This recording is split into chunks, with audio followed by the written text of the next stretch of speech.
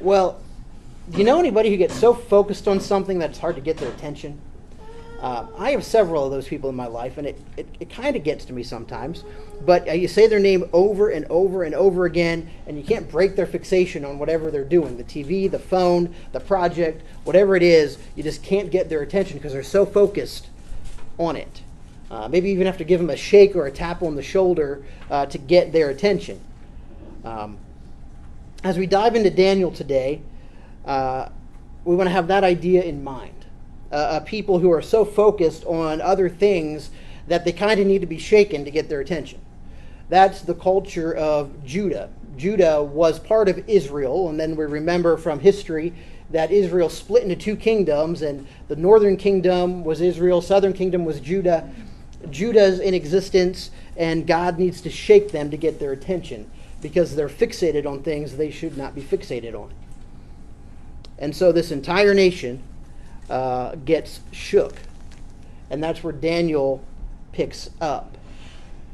And as we get started, the first point, and what introduces this, is that if your life is not captive to God, it will become hostage to something else.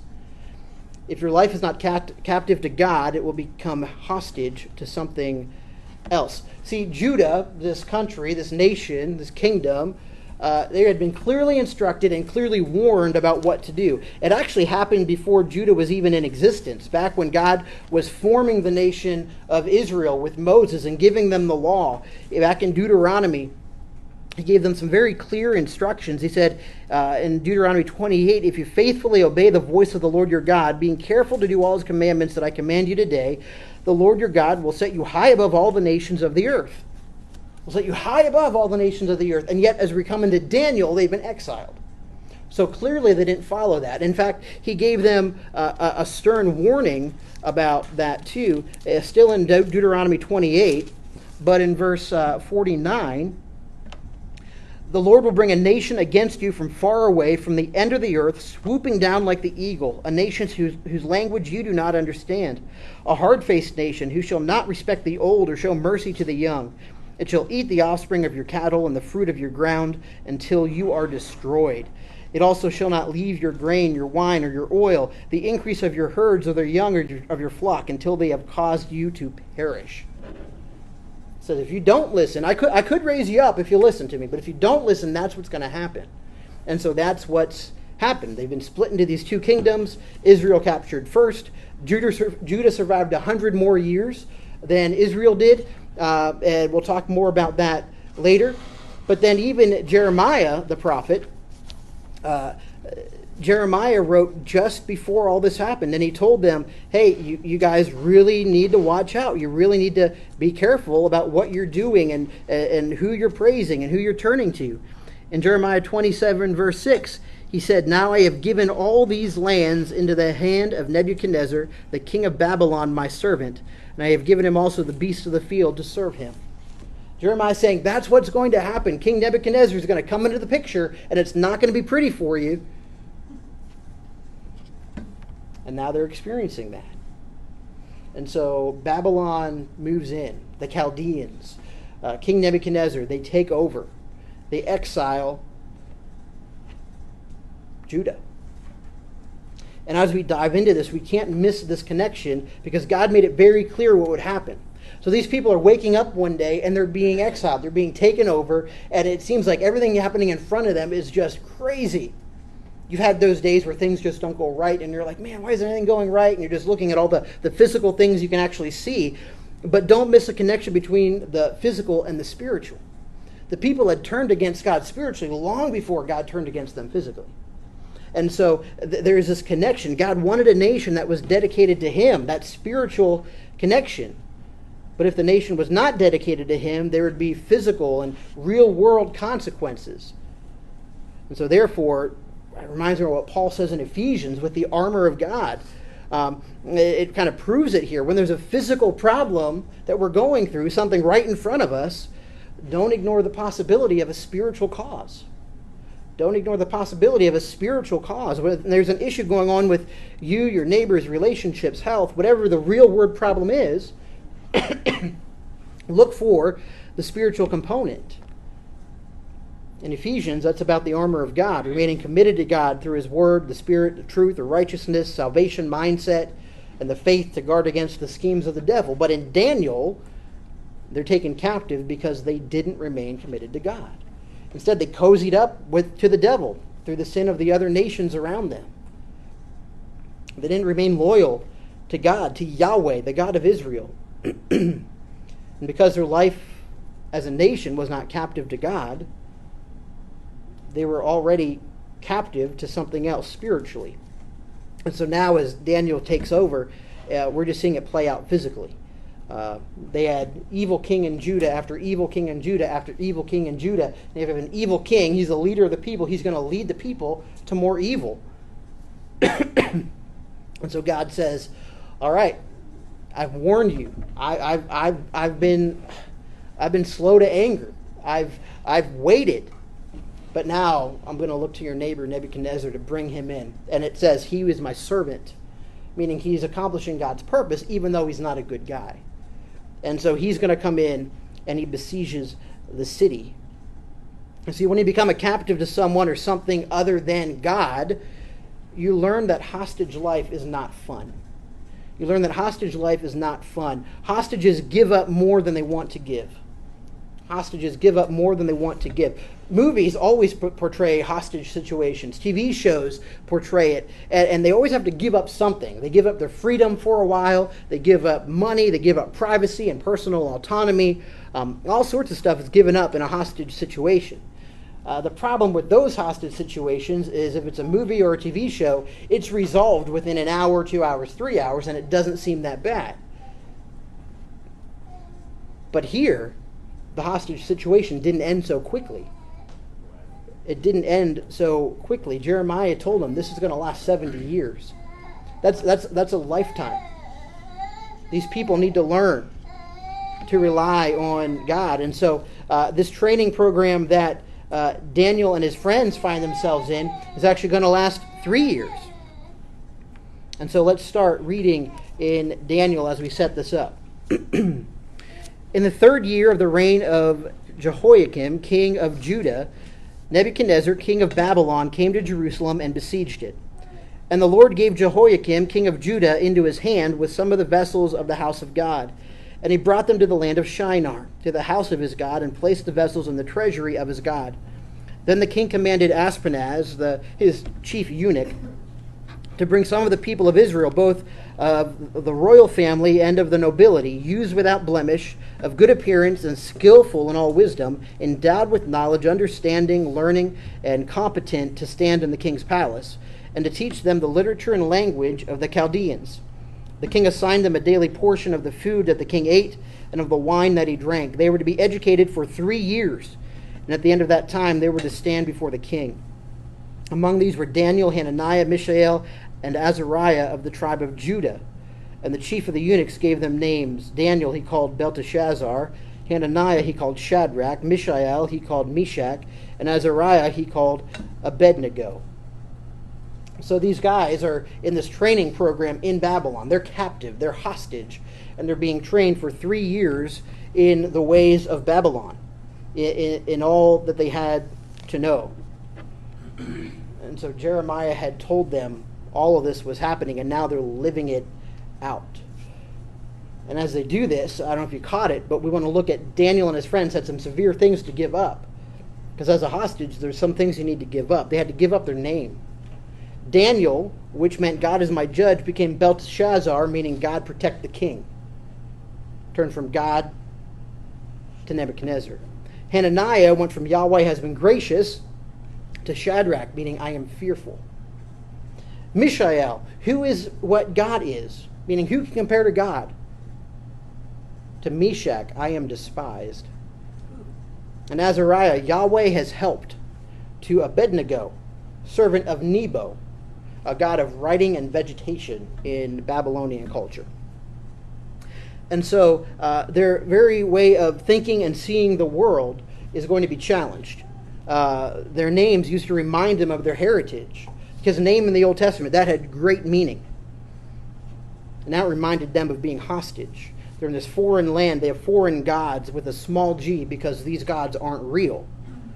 and they're indoctrinated in Babylonian language and literature. To teach them the literature and language of the Chaldeans. The Chaldeans is just another way of referring to the Babylonians. That really reminds me of one of my college experiences. There was this class in college that I took, not really knowing anything about it other than it fulfilled a gen ed requirement. I didn't know really anything about it. But this college professor, I have since found out, has been labeled as one of the most dangerous college professors to Christianity in the nation. And it's because of the stuff he says just to make you think. Just to make you think. He brings things up. And it all has to do with culture. It all has to do with pop culture, things going on around us, and you talk through it. Then you have to get into little small groups to discuss it during the week, and the readings you have to do. It's a sociology class, but it really it's one of those classes that gives college a bad rap for Christians. People say you go to college and you forget about your faith. It's one of those kind of classes. And one semester, I mean, that just had a profound impact on some of the people that I was in class with. And so to think, and those class sizes, by the way, are well over 500. It was a huge lecture hall. And so you think, semester after semester after semester, how many classes per semester does he have? And then just years and years and years of teaching, because he's very popular. And so what impact does he have? Just one professor at one school. It reminds me of that. These guys are in school for 3 years being indoctrinated in the Babylonian culture and language and history and ways of doing things. But you don't obviously have to be in college to be indoctrinated. You just take in more and more of the culture and less of God, and it won't take long. It won't take long. They also had to give up family values. You say, well, family values, how do I get that? Well, they had these names that tied them to God, and their parents named them. So they must have been faithful, even though they were living in a country that was not faithful. They must have been faithful. Just because everybody's doing it doesn't mean these families did it. They must have been faithful, and so their names convey a heritage of faith. And yet through this renaming and indoctrination, those values were threatened. But those values also planted a seed. Those values also planted a seed because Daniel didn't forget. Daniel didn't forget about that. Chapter 1, it's purely introduction to the whole rest of the book. It sets the scene and tells us what's going on as they're going into exile. But in this chapter, there's a key phrase that will unlock the rest of the book for us. And it gives us this hinge point of this awful reality of exile and capture. And here it is. Remember, their parents planted a seed. Our sovereign God honors set-apart people. Our sovereign God honors set-apart people. The sovereignty of God is the main point of the book of Daniel. As we go through this, we're going to see God is sovereign over everything. Even the prophecy parts, where it can be a little confusing, it's telling us that God knows what's going to happen and has control over what's going to happen. But the sovereignty of God, that's incredibly comforting unless you're not set apart. You see, sovereign means the top, the chief. Nobody and nothing can trump you. You're sovereign. He has the absolute final say. He does what he wants, and he's perfectly right in doing it. No one can make an argument against God's ways. And so that's really, really comforting if you're set apart for God. But if you're not set apart for God, that's kind of terrifying. And Israel and Judah, they've found that out. If you're not set apart, it's terrifying. See, God's purpose from the beginning was a people who were set apart. Holy is the theological word. It means set apart. Holy. So he wanted people who would depend on him, trust him, obey him, love him because of how he had loved them and provided for them. And yet Israel turned aside from God over and over and over again. And they chose to blend in with the crowd rather than being set apart. God said, here's all these other nations that you're going to come in contact with, but I want you guys to be here. And rather than doing that, they just blended right on in with the rest of the crowd. And as they did that, their God, Yahweh, the true God, became less important as these other false gods joined the conversation. And so soon, rather than being set apart for God, they set themselves apart from God. But even sinful people don't change a perfect sovereign God. And sovereign God will still honor his set apart people. And Daniel set himself apart. Verse 8. But Daniel resolved that he would not defile himself with the king's food or with the wine that he drank. Therefore he asked the chief of the eunuchs to allow him not to defile himself. He resolved. Literally, he set his heart. He decided. Resolved. He said, take me from my land. Make me sit through these classes. Make me jump through this hoop and that hoop. But I will not defile myself before God. I will not do it. Defile is a religious term. It talks about your standing, your cleanliness, the opportunity for you to stand before God, how you relate to God. And specifically, the food and drink. The reason that was such a big deal to Daniel is because the food would not have been prepared correctly. There would have been things they had to do, we know from the early books of the law, about preparing food and meat and handling the blood and clean and unclean animals, and that would have been a problem. It could have also been offered to idols first. In fact, it likely would have been, which was forbidden. And then the drink. Babylonians, they drank the strong stuff. Jewish people, their custom, they diluted it.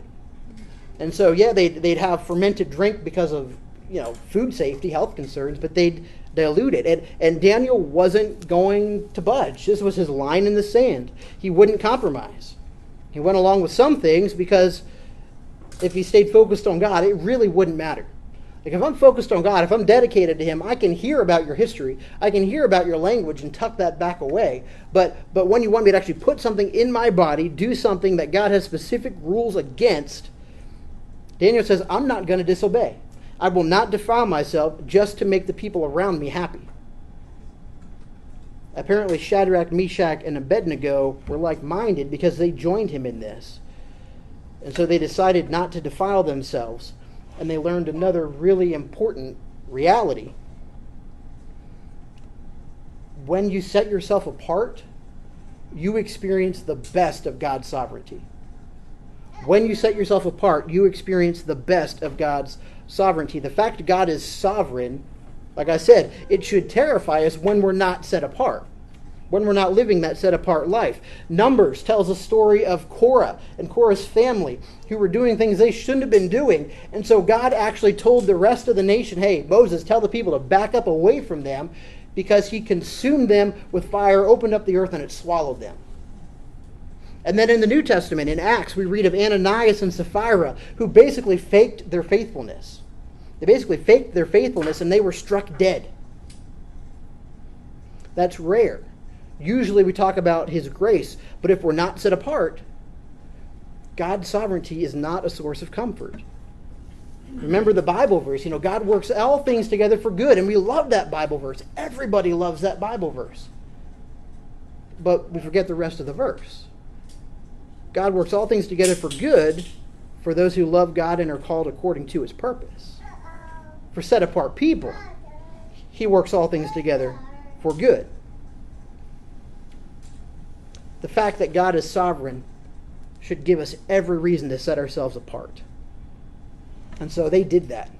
They said, we won't defile ourselves.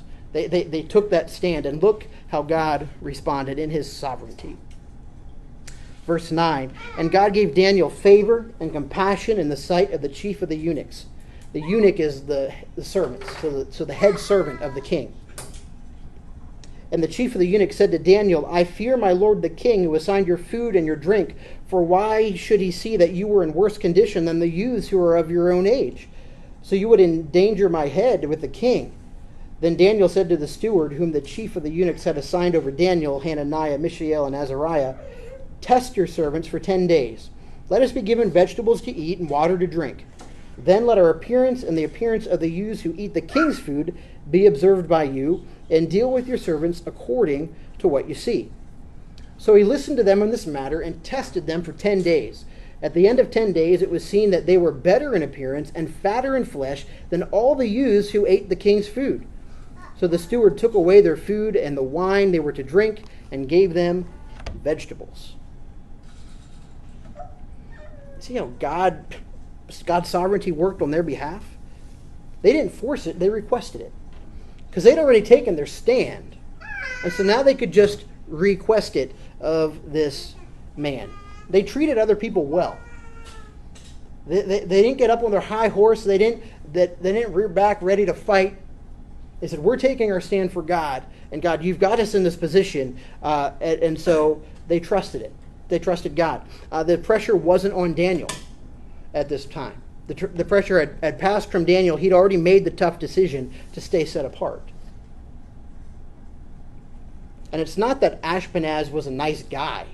He had a cool name, but other than that, he's the head servant of the king. I mean, the king of the enemy that's captured them. So it's not that he's some friendly guy. You got to look at what verse 9 says. It says, God gave Daniel favor and compassion in the sight of him. God did it.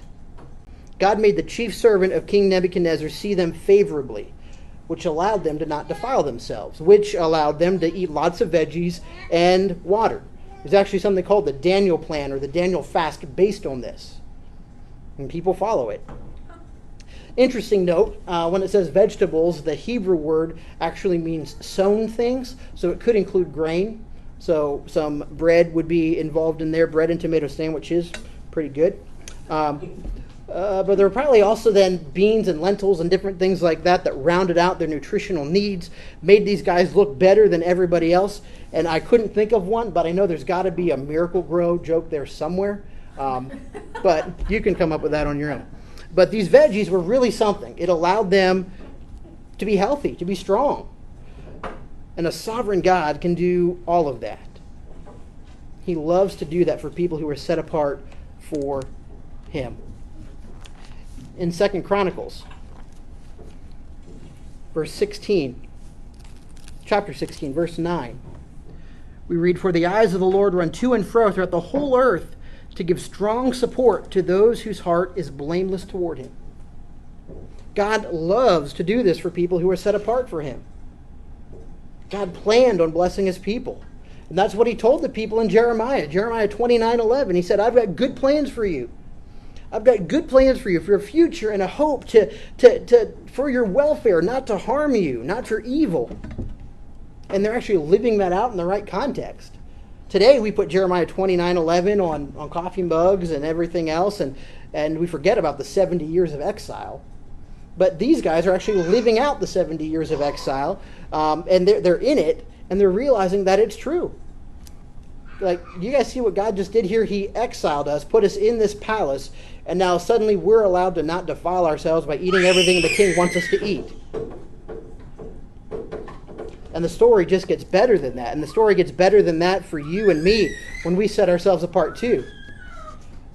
Because you go from when you set yourself apart, you experience the best of God's sovereignty, to watch what a sovereign God can do to a fully set apart you. Watch what a sovereign God can do for a fully set apart you. And we finish out the chapter here, beginning in verse 17. As for these 4 youths, God gave them learning and skill in all literature and wisdom. And Daniel had understanding in all visions and dreams. At the end of the time, when the king had commanded that they should be brought in, the chief of the eunuchs brought them in before Nebuchadnezzar. And the king spoke with them, and among all of them none was found like Daniel, Hananiah, Mishael, and Azariah. Therefore they stood before the king, and in every matter of wisdom and understanding about which the king inquired of them, he found them 10 times better than all the magicians and enchanters that were in his kingdom. And Daniel was there until the first year of King Cyrus. That last line means he was there his entire life. That was decades later when King Cyrus came into view.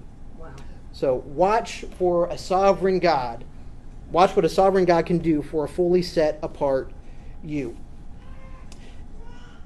To boil this down to a really simple illustration, Charlie and the Chocolate Factory. There's a bunch of selfish people in that movie. There's a bunch of selfish people. You've got Augustus Gloop, who wants to eat all of the chocolate. He's greedy. And I didn't remember their names. I had to look it up. I'm not that big of a fan. Violet Beauregard. She's competitive. She's got that world record for chewing gum. Veruca Salt, she's spoiled. She's the one that goes down the garbage chute. It was a rotten egg. And then Mike TV is so interested in indulging in this technology desire that he shrunk himself. And then Charlie comes along. Charlie comes along, and he would not defile himself by selling out to Slugworth with the secret of the everlasting gobstopper. And so Charlie thought he had won a tour by finding the golden ticket. He thought that was the prize, when in fact the prize was the chocolate factory itself. So much bigger, so much better than Charlie could have imagined. All because of his character. Because of his unwillingness to defile himself. And so Willy Wonka gave him the entire chocolate factory. And there's something right and special about exalting those who are loyal and faithful. And that's what happened to him. And the reason there's something right about that is because it matches God's character. That's what he does. Only a sovereign God can take a set-apart person from exiled to exalted. These four guys, they're coming in as exiles, and now they are the best people in the king's court to figure out what's going on. And we're going to see them living that out as we continue through this series. Only a sovereign God could do that. Daniel and the guys, they didn't need to defile themselves with the food. The education actually ended up familiarizing them with the land and the language and the traditions of Babylon. And God did all of that. As for these four youths, God gave them learning and skill in the literature, and it goes on. God did it. That's what God does. He lifts up those who have humbled themselves before him. He lifts up those who have humbled themselves before him. 1 Peter 5, verse 6. Humble yourselves, therefore, under the mighty hand of God, so that at the proper time he may exalt you.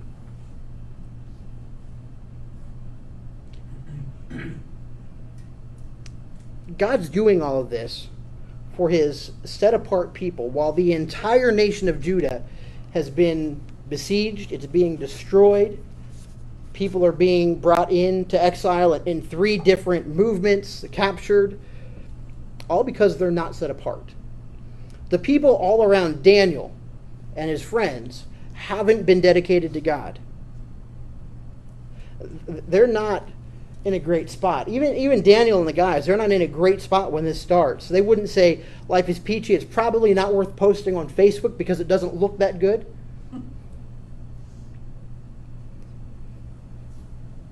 They're not in an ideal situation, but that didn't matter. They still wanted to be set apart.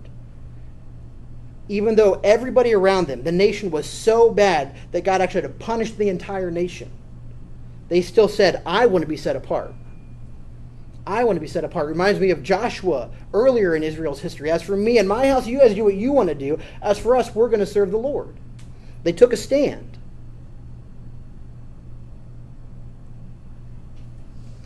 And they teach us not to let our situation determine our set-apartness. Don't let your situation determine your set-apartness. Don't let your situation dictate how set apart you will be. There are plenty of Christians with fair-weather faith. They love God as long as nothing's going wrong. Otherwise, they're not so faithful, and they tend to blend in more with the world. But the goal isn't to go with the crowd. It's not to go with the culture. The goal is always to go with God. The goal is always to go with God. I mean, if churches and Christians would get that, wow. Wow. Imagine what God would be doing. We'd be seeing him doing so much with his set-apart people. But too often, the church just wants to blend in. And it's not set apart. The goal isn't to go with the crowd or the culture. The goal is always to go with God. And so as we progress through this book, this has set us up for where they're at. And as we progress through this book, you will not hear me tell you to dare to be a Daniel. That's a popular idea out there, but you got to remember, Daniel wrote the book. And he didn't write the book with the point being, hey, be like me. That's not why he wrote the book. His point was much better than that. His point is God is sovereign. God is sovereign, so you trust him. You set yourself apart and watch what he does. God is sovereign. He's sovereign as we get started. He's sovereign as we go through each verse and each chapter. He's sovereign to today, to this moment. He's been sovereign ever since you were born, and is going to be sovereign for the rest of time. The way you respond to that is by setting yourself apart. Resolve that you will not defile yourself. And then no matter your situation, watch what a sovereign God can do for a fully set apart you.